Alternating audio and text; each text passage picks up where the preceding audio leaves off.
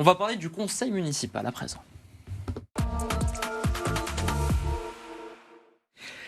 Il est 10h10 sur BFM Marseille-Provence. Dans un instant, le retour du 60 secondes pour convaincre avec Hayat et avec Yvan sur ce que vous attendez ou pas du conseil municipal marseillais.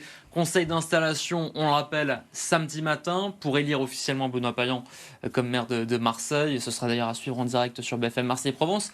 Avant ça, Thomas, on va s'intéresser justement à ce conseil et surtout à quoi il va ressembler à partir de samedi.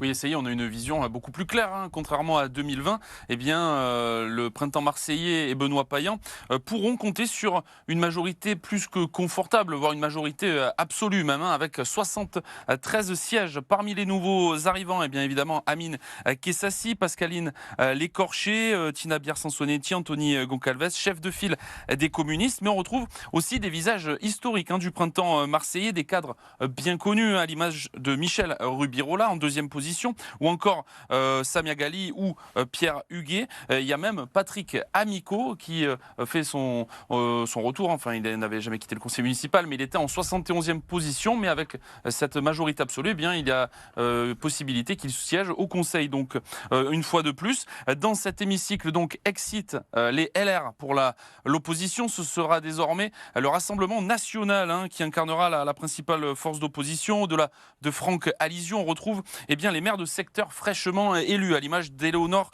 Bèze, Olivier Rioult, Monique Grisetti, on le rappelle, la tante de la tête de liste, Sandrine Dangio, la nièce de Stéphane Ravier, ou encore Jean-Marc Grafféo, cadre de Reconquête, le mouvement d'Éric Zemmour. Du côté de la droite, eh bien, les Républicains ne pourront compter que sur 4 sièges avec Martine Vassal, Romain Simarano, Famienne Bendayan ou encore Stéphane Pichon. Seulement 4. Impossible donc de constituer un groupe municipal. C'est au minimum 5 membres qu'il faut avoir. Donc ça aura forcément des conséquences sur le temps de parole. Thomas, vous allez avoir chacun et chacune 60 secondes d'abord pour répondre à cette question. Qu'attendez-vous du conseil municipal? Ensuite, on aura l'occasion d'étoffer le débat et de parler de ces nouveaux conseillers municipaux, minoritaires ou majoritaires. Mais d'abord, 60 secondes, Hayat, en tant qu'ancienne, en plus conseillère municipale, qu'attendez-vous de ce nouveau conseil qui sera installé samedi matin? 60 secondes, c'est parti. Moi, ce qui me concerne, ce que je voudrais, c'est que tout ce qu'on a promis pendant la campagne, et à partir de 2020, soit enfin mis en place. Parce que je peux comprendre l'argument, on ne rebâtit pas la ville après 25 ans, ça je l'entends. Aujourd'hui, c'est le deuxième mandat. Donc aujourd'hui, c'est des actions concrètes et pérennes.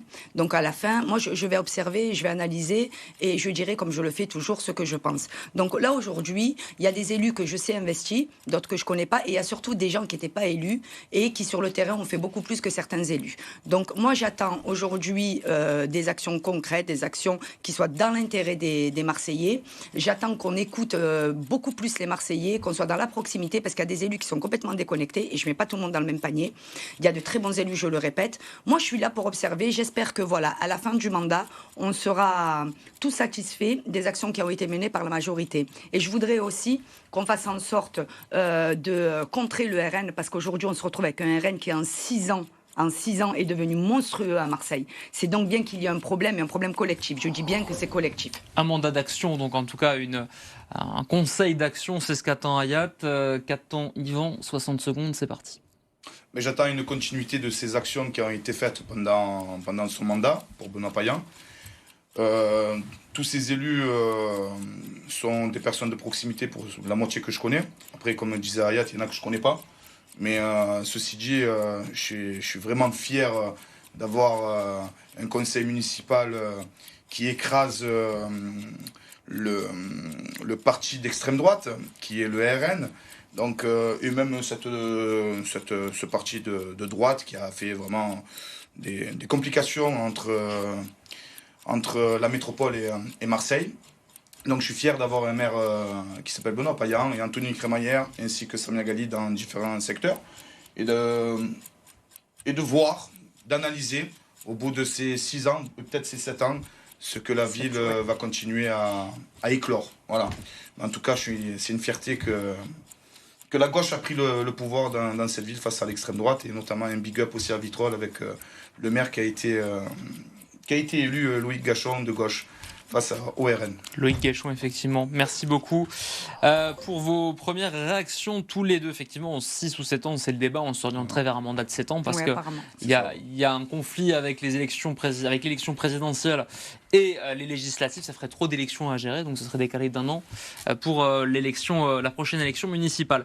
On le voit, hein, cette majorité absolue renforcée en plus par la réforme Ayat de la loi Paris-Lyon-Marseille, la loi PLM, ça offre les clés, en tout cas les manettes, plus qu'avant, à Benoît Payan, parce que il faut aussi, je mets un peu la charrue avant les bœufs, mais déjà cette majorité, ça renforce peut-être quelque part sa légitimité. On rappelle que Benoît Payan, il s'est fait attaquer pendant je ne sais combien d'années sur le fait qu'à la base, c'était pas lui, et qu'il est arrivé un peu en cours de route. C'est vrai.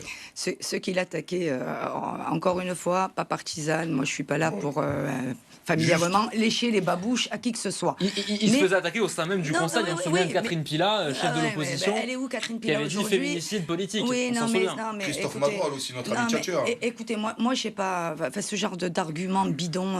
Franchement, ça m'a, voilà, je mange pas de ce pain-là. Moi, j'avais averti ces gens-là.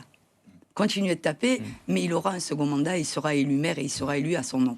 Et c'est arrivé. Et vous allez disparaître. Et c'est arrivé. Et à force de courir derrière le RN, tout en restant une pâle copie, parce que les gens préfèrent toujours l'original, tout ça a été nié. Et on entend dans vos collègues, dans un article, on lit dans un article de vos collègues de Mars Actu, qu'effectivement, il y a des gens qui sont allés essayer de marchander des places avec le RN. Et pourtant, on nous a nié cette proximité et cette...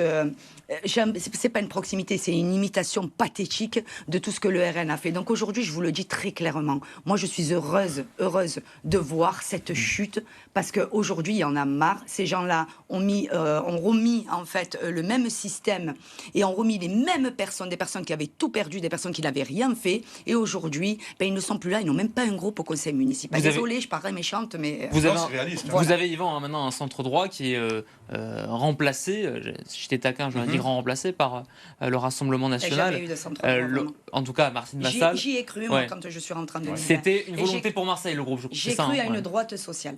C'est ce que je voulais. J'étais pas forcément encartée. Parce qu'il faut rappeler que vous aviez quitté ce groupe. Bien sûr que j'ai quitté ce groupe, et pour les raisons que je viens d'évoquer. C'est-à-dire qu'à un moment donné, on court derrière le RN. Moi, personnellement, avec mes valeurs, moi, le RN, c'est non. Et je l'ai dit, et on l'a nié. Et il y a même Catherine Pila qui avait dit, c'est une menteuse. C'est une menteuse. Aujourd'hui, on voit qui ment.